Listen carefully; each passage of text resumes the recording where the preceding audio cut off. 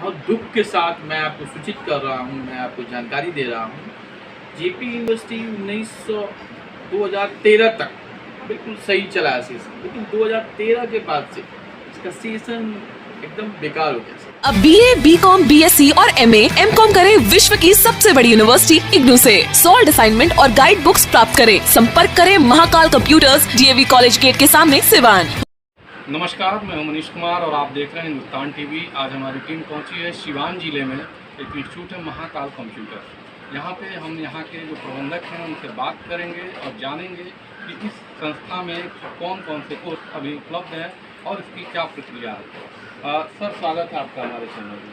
सर्वप्रथम तो मैं आपको धन्यवाद देता हूँ कि आपने अपना कीमती टाइम निकाला और हिंदुस्तान टीवी की ओर से जो हमारी संस्था में आए उसके लिए बहुत बहुत धन्यवाद। सर्वप्रथम मैं चाहूँगा कि आप अपना परिचय हमारे दर्शकों को दें। तो मेरा नाम अभिषेक कुमार पाठक है। मैं प्रबंधक महाकाल कंप्यूटर्स यहाँ सिवान जिले में विगत 4 सालों से मैं इग्नू नामांकन से रिलेटेड, जैसे इग्नू नामांकन, इग्नू री admission, IGNOU assignments, IGNOU exam form से रिलेटेड तमाम चीज़ों को हैंडल कर रहा हूँ। और सिवान एक ग्रामीण पृष्ठभूमि का शहर है, जैसा कि आपको ज्ञात है। तो यहाँ के जो बच्चे हैं, यहाँ का जो परिवेश है, उसके हिसाब से यहाँ पे सरकारी कॉलेज काफ़ी कम है। 2-3 कॉलेजेज हैं, जैसे DAV कॉलेज हो गया, इस्लामिया कॉलेज हो गया, राजा सिंह कॉलेज है। 1972 के बाद से सरकार ने या विश्वविद्यालय ने इस ओर अभी तक कोई पहल नहीं किया है। 72-73 के बाद से मेरे जानकारी में कोई कॉलेज खुला नहीं है और जनसंख्या काफ़ी तेज़ी से बढ़ रही है। तो ये इग्नू जो विश्वविद्यालय है, ये 1985 में श्री राजीव गांधी ने भारतीय संसद का विशेष अधिवेशन बुला के इस विश्वविद्यालय का गठन किया। और उनका उद्देश्य यही था कि जो बच्चे सरकारी कॉलेज में या प्राइवेट कॉलेजेज में दाखिला नहीं ले पाते हैं, वो इस विश्वविद्यालय में आके अपना अपना नामांकन कराएं और उच्च शिक्षा के क्षेत्र में ये एक मील का पत्थर साबित हो। ये हमारा विश्वविद्यालय इसी को टारगेट करते हुए उन्होंने इसका गठन किया 1985 में। और आज के डेट में जैसा कि आपको ज्ञात है, 4 करोड़ के आसपास बच्चे इसमें पढ़ रहे हैं। सर, यहाँ पे अभी कौन कौन सा कोर्स है जो चल रहा है अभी? सर, मेरे पास या हमारे विश्वविद्यालय में सबसे ज़्यादा दाखिला अगर आज के डेट में हो रहा है, BCom में हो रहा है, BA में हो रहा है, BBA में हो रहा है, BSc में हो रहा है, MA में है, MCom में है, MSc में है, MPhil भी है, B.Ed भी है। कोर्सेस डिफरेंट हैं और लैंग्वेज कोर्सेज भी हैं, डिप्लोमा कोर्सेज हैं, पोस्ट ग्रेजुएट डिप्लोमा भी कोर्सेज आ गए हैं। तो कोर्सेज काफ़ी है। जर्मन लैंग्वेज में है, फ्रेंच लैंग्वेज से रिलेटेड कोर्सेज हैं। और अपने क्षेत्र में सर ज़्यादातर जो JP यूनिवर्सिटी है, जयप्रकाश विश्वविद्यालय, ज़्यादातर बच्चे उसमें दाखिला लेते हैं। और आपके यहाँ जो ओपन यूनिवर्सिटी का जो फॉर्म भरवाया जाता है, तो उसमें और इसमें क्या अंतर है? तो देखिए, JP यूनिवर्सिटी एक स्टेट लेवल का यूनिवर्सिटी है। इसका गठन 1990 में श्री लालू प्रसाद यादव, जो कि हमारे राज्य के मुख्यमंत्री हैं, उनके द्वारा इसका गठन किया गया। और इस विश्वविद्यालय में सिवान, छपरा, गोपालगंज के जितने भी समस्त कॉलेजेज हैं, जो कि अंगीभूत कॉलेज या कॉन्स्टिट्यूएंट कॉलेज के नाम से जाने जाते हैं, इसमें सारे शामिल हैं। लेकिन बहुत दुख के साथ मैं आपको सूचित कर रहा हूँ, मैं आपको जानकारी दे रहा हूँ, जेपी यूनिवर्सिटी 2013 तक बिल्कुल सही चला है सेशन, लेकिन 2013 के बाद से इसका सेशन एकदम बेकार हो गया सर। मैं 5 साल पर ईयर बच्चों का एग्जाम लेना या मतलब उनको उत्तीर्ण करना, ये कार्य नहीं सर, इसमें नामांकन जो होता है इंटरमीडिएट के बाद, रिजल्ट आने के बाद इसमें कट ऑफ लिस्ट आता है। First cut off, second cut off, third cut off, fourth cut off. उसमें क्या होता है कि कम से कम 6 से 7 महीने का टाइम दाखिला में ही लग जाता है। और फर्स्ट ईयर का एग्जाम ही ये लोग ले पाते हैं 2 से 2.5 साल के बाद।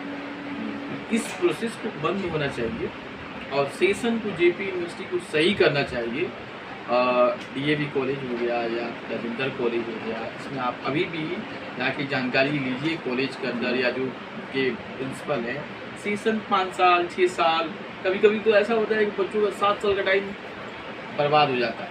और कई कई तो बच्चे ऐसे हैं 5% 10% उनका एडमिशन हो जाता है, लेकिन थर्ड ईयर की मार्कशीट भी मिल जाती है।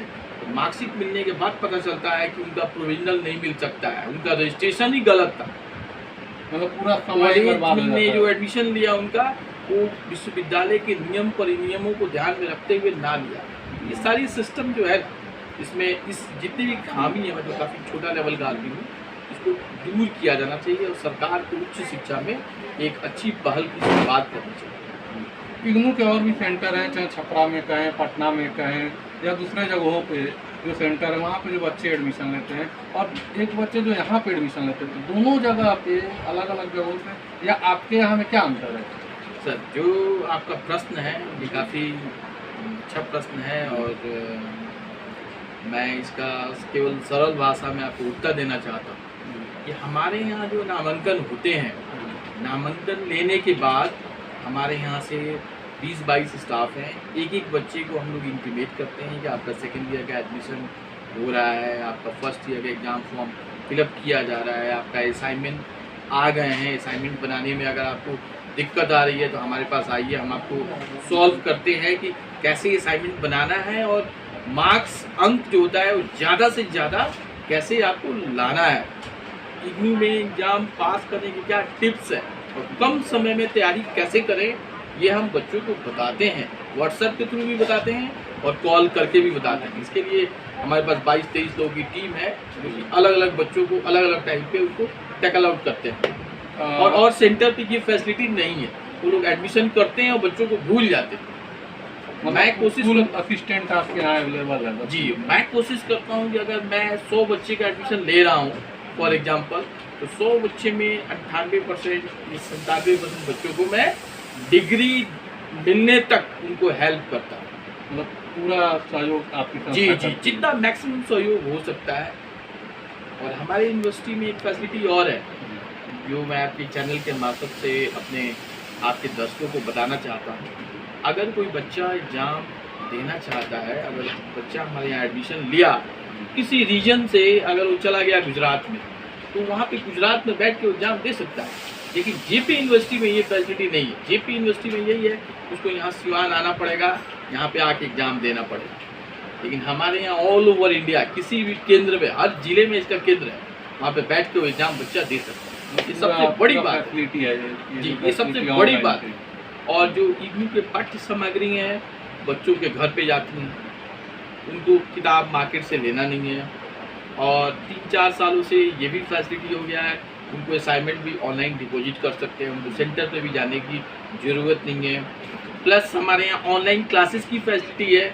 अगर बच्चा पढ़ना चाहता है तो अलग अलग चैनल्स हैं, जैसे आकाशवाणी का ज्ञानवाणी एक चैनल, ज्ञानवाणी 3D पे भी आते हैं चैनल। जी जी, इसके अलावा यूट्यूब पे है, ढेर सारे लिंक्स हैं, अलग अलग पोर्टल्स हैं, इग्नू की अपनी वेबसाइट है, ई-सामर्थ पोर्टल है, उस पर बच्चा जाके अपना रजिस्ट्रेशन करके इनरोलमेंट नंबर डाल के अपना डिटेल जानकारी ले सकता है।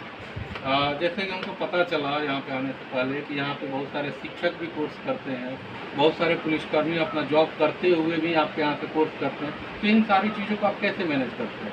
तो देखिए, मेरे फादर चूँकि DAV कॉलेज में प्रिंसिपल रहे हैं, मैं उनके साथ काफ़ी वर्षों तक रहा हूँ। मैंने देखा है कि हमारे फादर बच्चों को कैसे टैकल आउट करते थे, शिक्षकों के साथ कैसा बर्ताव करते थे। ये मेरे वंश में है। हमारे जो दादाजी थे वो DAV हाई स्कूल के संस्थापक प्राचार्य हैं। उनको बिहार ही नहीं, देश में शिक्षा क्षेत्र में प्रथम राष्ट्रपति पुरस्कार मिला। उनका नाम बाबूराम पाठक था और हमारे फादर को कई अवार्ड्स मिल चुके हैं।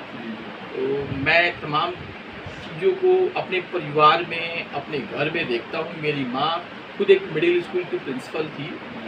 मुझे लगता है कि सिवान ज़िले में 42 वर्षों तक, 42 ईयर्स तक वो एक ही स्कूल में टीचर थी।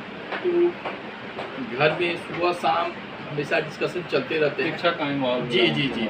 हमारे एक चाचा है नगेंद्र नाथ पाठक, वो भी आज के डेट में सिवान जिला माध्यमिक शिक्षक संघ के अध्यक्ष हैं। हमारे एक चाचा डीएसी थे, रिटायर कर गए हैं। हमारी बड़ी माँ यहाँ सिवान ट्रेनिंग कॉलेज है उसकी वो प्रिंसिपल रही हैं। हमारे बड़े पापा हाई स्कूल के प्रिंसिपल रहे हैं 32 सालों तक।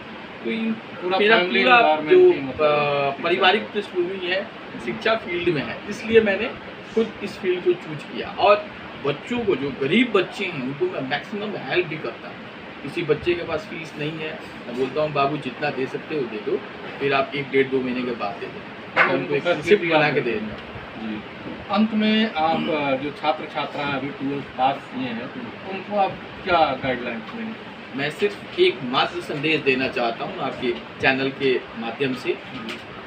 जेपी यूनिवर्सिटी में जब तक सेशन का सुधार नहीं होता है, सेशन ठीक नहीं होता है, तो मैं हाथ जोड़ के विनती करता हूँ जेपी यूनिवर्सिटी में दाखिला ना लेके इग्नू यूनिवर्सिटी में ही दाखिला लें, क्योंकि हमारे यहाँ सेशन सही है।